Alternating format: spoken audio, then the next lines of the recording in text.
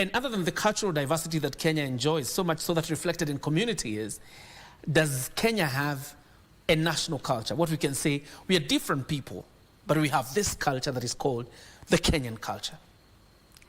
Well, we don't have one specific culture as Kenyans. We are 46 different communities, and we all have different upbringing, different religion, but we don't have a specific culture as a Kenyan culture. We have the Matatu culture, which we share. We have music, which we share, but at the same time, my music and your music are different. What we're doing as national government is coming up with a national dress that would be used as a means of uniting everybody in the country. So what you have as when you wear for your rurashio, for instance, functions, for instance, birth, deaths, weddings, what you wear in your community is not what I would wear in mine. So there's no way we can have one particular culture, but we have the culture of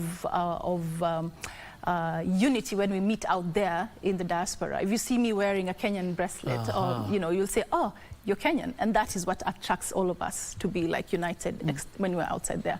But when we're here, we have things dividing us like politics, different opinions, but at the end of the day, it is so hard to come together and say that this is our national dress. So what we're trying to do is come up with a dress whereby we inculcate every community. So if it's the Kikuyu, if it's the Kalenjin, if it's the Somali, if it's the Swahilis, we bring about designers and involve everyone. So if it's different provinces, that will have different designers coming together and showcasing competitively what they want the Kenyan dress to be. So it's not going to be just one dress where we're going to say everybody should wear this dress.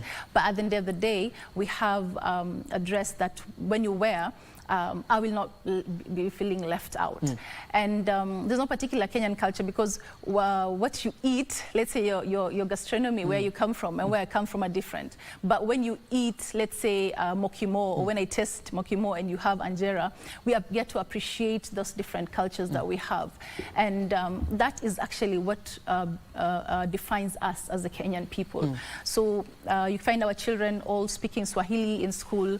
When they go back home, they speak their mother tongue. But then we have a community where if you speak Swahili or vernacular in school, you're told, give them the disc. You remember the disc in school? You used to call it Monto. Yeah, you're supposed to speak English. So you find English being cool. When you speak English, oh, it's fancy. But when you speak your mother tongue, it's like, no, you're not supposed to. So it gets the kids to think, oh, you know what, maybe I'm not supposed to be. Being cultural is not cool. So those kind of ups and downs that we have as a country, but at the same time, we're working with the Ministry of Education to see how we can inculcate this appreciation of our cultures and also making culture cool again. Yeah.